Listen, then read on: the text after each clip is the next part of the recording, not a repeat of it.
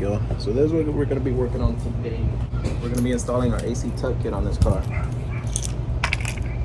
Basically the whole reason why we moved battery into the trunk. But first and foremost, we got our AC lines. We've got all your fittings with all your connections there. High pressure side, low pressure side. And then at the bottom you got these guys. So these are gonna be the lines that are gonna be running like to your compressor and stuff like that, and to your condenser. And if you've noticed, they're all AN fittings. Obviously the factory AC system is an AN fittings. So we have a bag of fittings here with all brand new O-rings and all the hardware that you need to be able to install your AC tuck kit in your car. You also get a universal condenser. I ended up going with the half size, so I'm gonna mount it like this with the AN lines pointing towards that side of the car. And the reason I wanted to do that is because that way it doesn't interfere with the radiator like the full size one did. So, and then this has these little brackets, so you just gotta kind of make some type of way to mount it up. But figure we'll run the lines, we'll hook this up, and then we'll figure that out afterwards. If anything, we'll zip tie it for now, and then once we get back from the event in Sebring, then we'll go ahead and make a more permanent solution. But as is, it'll do for now.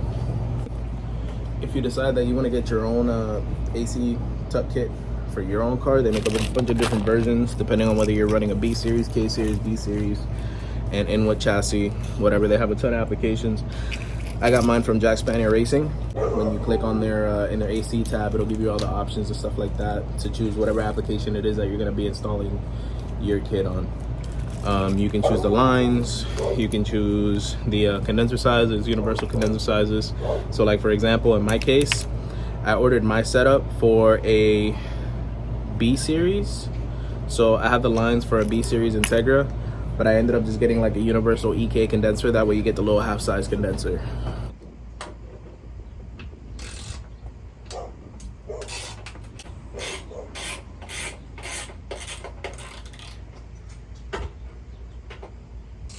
Obviously we gotta take all the bumper screws off and stuff too, so just gonna loosen up all of these real quick. Alright, bumpers off.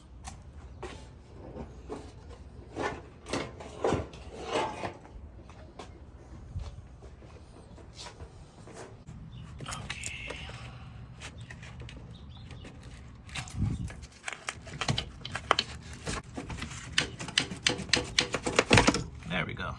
All right, we got a crazy number of fittings, 2 grommets. I'm assuming those are gonna be for the holes. I'm going to guess and say that this one is gonna go here.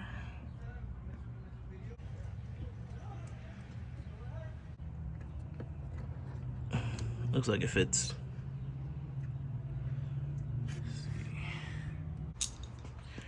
All right, and just like that, we got our bolts in. Oh, tighten. Snug there.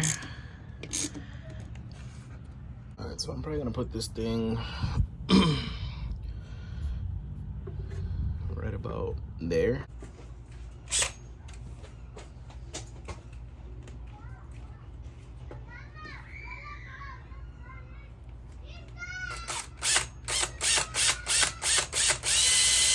All right, so real quick, after charging my drill like I don't know how many times,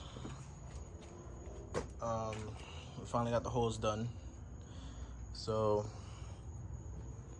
as you can see, line comes over this way. We were able to sneak it up under the fuse box. Fuse box is going to be able to stay there, and so lines exit right through here. So then they run under here. They're going to basically run behind the intercooler here, and then they run across this way. The condenser is going to be sitting basically like right here behind the radiator support, and then from there I should have some lines. I got to figure out the whole dryer setup. I got to run to my storage. I thought I had it here, but I don't. Yeah, so you can see the lines where they end up right there. And then so basically what you should end up with is just 2 lines coming up to your compressor here. The compressor I have in the back of the Saturn, so that's good to go. I just have to install that back on the bracket or whatever, get everything remedied. All right guys, so just a quick update. I just got back from the store because I went to the storage yesterday. and I picked up my old lines with the AC dryer because you're supposed to still use your original AC dryer. Problem is that this AC dryer, if you look, the high pressure switch is mounted on the hard line. So I'm not able to use this dryer because every dryer that I see that everybody has done with this setup, they have the dryer mounted switch, which this dryer doesn't give you a spot for that. So what I ended up doing was I ended up grabbing one out of a, this was out of a 2003 Civic. I went to the store and I ordered it for a 2003 Civic. So there's the O'Reilly's part number there. You can take it in and cross-reference it, but basically this is what you get. You get this dryer, and it's got the block off right there on the left side. So you take this bolt out, you're gonna put your switch there, and then 2 of your adapter lines. I got one in already, and then the other one is right there. You take that one and put it here. And then this is gonna get plumbed into your condenser. I'll show you how in a sec. All right, so there you go. It's all mounted up. Fittings are on it. What I recommend is when you're tightening these fittings, push down on this right here. You don't want to really use the bolt to like crush down the washer because you could end up ripping it. So I like to make sure that it's nice and flat, put a little pressure on it like that, and then use the hex socket to tighten that down. So next we're gonna go ahead and put the pressure switch on. And there you go. So if you're using an Integra EG, then you literally just take your pressure switch and bolt it in. It's probably better that you go ahead and order yourself a new one if you're in this stage. Like I already bought a new dryer, I should just go ahead and buy a new one of these, but we're on a time crunch, so we're just gonna swap this over. And my switch actually wasn't old. I had changed it out already previously, so it's not that old. It's not like OE on the car or anything, so we're just gonna run with that for now. All right, yo, so this is where we left off. See the dryer just hanging out right there, and I can't move any further forward from this because basically I'm still waiting on the compressor, because the compressor that I had in this car, when I went to take it out, I forgot that I forgot that the bolt broke in it, and I was trying to extract it last night, and the bolt ended up breaking in there. Well, my bit ended up breaking in there. So, but this is where I'm at. So basically, if you're a little confused as to how these get set up, so obviously, see if I can get it. The lines come up from over there, go under the fender, then they route under this way. So I've got mine routing right through here. And so basically your low pressure, which is your smaller line, ends up hooking up here, which if you look at your dryer, you have one side that says in. So this is gonna go to your out. And then you have this 180 line that's gonna go to your inside, where it says in right there. Obviously we have our switch there. Don't mind that wiring. I'm actually gonna go to the junkyard and try to find another clip. Hopefully I find a clean one there. There's only one Integra there, so hopefully I can take the whole AC harness. I want to redo the whole harness, which is another reason why I'm not going any further tonight. But then you get this 180 piece here that ends up connecting to the bottom of your condenser right down there. I don't know if you can see it, maybe from down here. So small line right here, that's coming off the dryer. And then what you have is from over there, the line with the blue cap, which is your low pressure, is gonna come across the fender. And that is basically gonna go right down here. It's kind of hard to see because it's dark, but it ends up down here. That's gonna go to your compressor. And then you have this guy right here. Let me see. Yep, this guy. So that's the other big one, goes to the condenser there. And once the compressor is in place, that's gonna connect to your compressor here. So that's basically how that goes.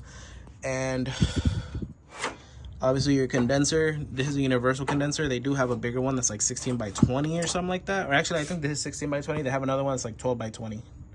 It's like shorter but longer. You can pretty much mount them wherever. I've seen most of people like mounting them here and bolting them to like this here. But in my case, because I have the intercooler and stuff, the intercooler is staying there and that's not going anywhere. That thing is like solid. So I'm gonna keep this here, and then I'm gonna make a custom bracket. Actually, I have my old condenser brackets somewhere around here. They bolt up to the top here, and they do like 90s. So I'm gonna take that and customize it to where I can then run bolts like through these little holes here. And that's pretty much it. And then this guy right here, I can't find the original mount that was for my dryer that sat it like up over here somewhere. So what I'm gonna do with this guy is I have this bracket right here that's got like a little hole there. So I'm literally just gonna put this guy right here like this and just zip tie it for now until I can find like a more permanent measure. So that guy will sit perfectly like right there like that. And yeah, so I'll probably end up zip tying to like this line or something just to hold it in place. And then eventually, once I find that bracket, I can make something to bolt on to like the rear support here. I can probably make the holes and put a rib nut there with like a 10 and just bolt it to that. But for now, a zip tie will do, just to be able to make it to the show next weekend. And yeah, so that's gonna be it for that. All right, y'all. So today is Thursday. What's today, the 18th? 19, 20, 21. Yeah, today's the 18th. So I literally just got done. Well, I didn't just get done with the AC tuck kit. I just got done filling it up. So I wanted to go ahead and close out this video. The majority of like the main information, I already put it in the rest of the video. So if you follow my instructions, you shouldn't really have an issue setting up this AC tuck kit. The AC tuck kit that I got it from Jackspania I'm not sure if I iterated that in the earlier sections of this video, but I got it from there. You can also find them on eBay. There's a lot of different companies that have a bunch of different ones. But the Jackspania Racing one seemed like the best deal for me, so that's the one that I went with. So yeah, so again, just to recap, let me put my bumper off real quick here.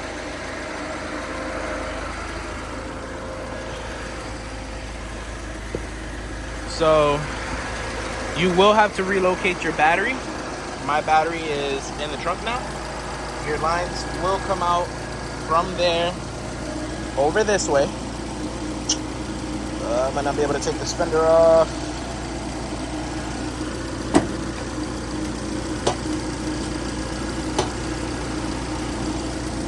I need an Allen key for that.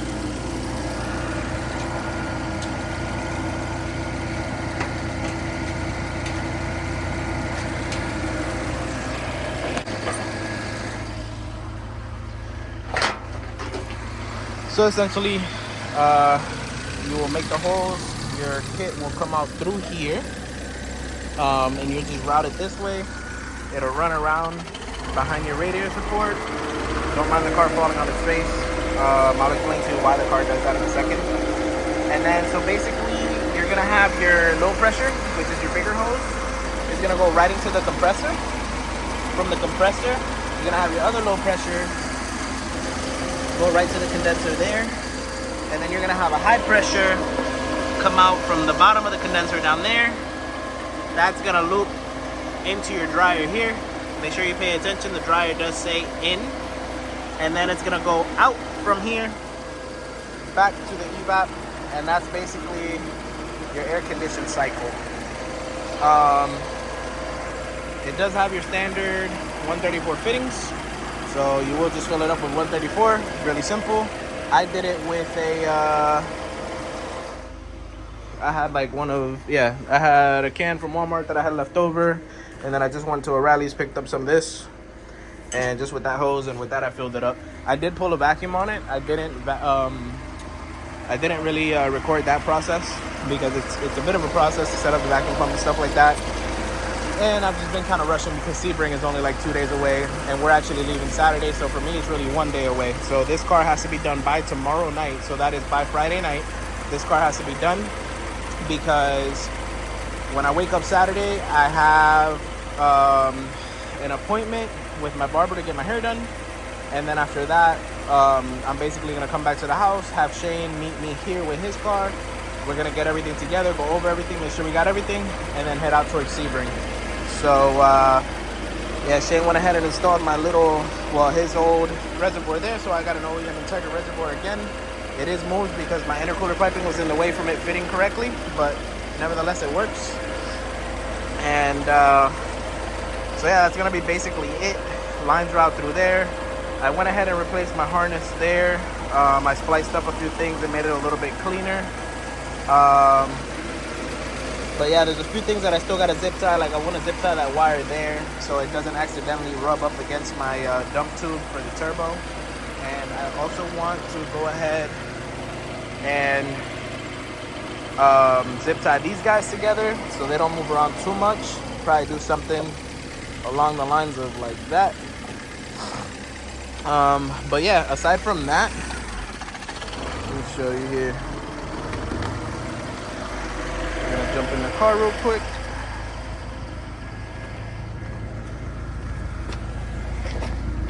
Oh man, and it's been a really long time since I felt it be this cold inside this car. So we're gonna shoot my infrared here inside the vent. And look at that. So it's about 44 degrees, 43 degrees coming out of the vent. When I tell you this thing feels stupid cold, it feels ridiculously cold. Insane. But yeah, so yeah, that's basically it. And then the reason that my car does that thing where it wants to like fall on its face, I guess you could say, is because number one, I'm really low on fuel, so it tends to kind of want to lean out a little bit. Number two, the other reason is because I haven't tuned for the AC. Yes, that's right. If you have a car that is as modified as mine and you're running an aftermarket ECU system like a Honda, like I am, you do have to kind of tune for the AC. Basically, I have found that the main change that you have to make is you just kind of have to speed up your IAC cycle, because the IAC is basically what catches your car. Like when you it stands for idle air control valve. When you let go of the throttle and you're like mid-drive, the idle air control valve is what catches the car from falling on its face and basically stabilizes your idle. So before I had AC before, I had it at a normal speed. Usually once I put AC back in, I move the bar about 2/3 of the way up. That usually fixes that falling on its face issue. Because if you leave it at normal speed, at least for me, I'm not sure if that's an actual thing you have to do. If you know more about tuning, feel free to comment below and explain to me, because I love to learn these things. But I've noticed that if I leave it on normal, every time I come up to a stoplight or something, the car just cannot catch itself. It shuts off. When I speed up the IAC cycle speed, I bring it up a little bit to about 2/3, it works normal. So it's like the IAC catches itself and then the car is able to idle and keep doing its thing. So yeah, and then also don't mind that, in case you're wondering, my AFRs are a little dirty because with this specific gauge, the Innovate, you're supposed to recalibrate it every so often. I haven't recalibrated it, so I'm pretty sure it's really nasty. I have to put new plugs in here also. I'm pretty sure those are a little fouled out because they've been in here for like, I don't know, almost 2 years now. So before I head up that way, I'm gonna go ahead and adjust the tool and put new plugs in it, and I want to pull that out, give it a good cleaning and recalibrate it, and go from there. But yeah, so yeah guys, so without further ado, don't forget, like, share, comment if you want to comment, subscribe, and I will catch you guys on the next one. Don't forget, hit that bell notification. This weekend is going to be a very busy weekend. I'm going to be posting up videos of the drive up towards Sebring, the USDM Super Meet, things that we're going to be doing in Sebring. It's a lot of stuff coming this way. Plus, not to mention, I've been keeping tabs on all the progress that's been going on with Gabe's car, the whole engine swap and everything. So guys, don't forget, subscribe, make sure you hit that bell notification, and stay tuned for all the content that is that's coming.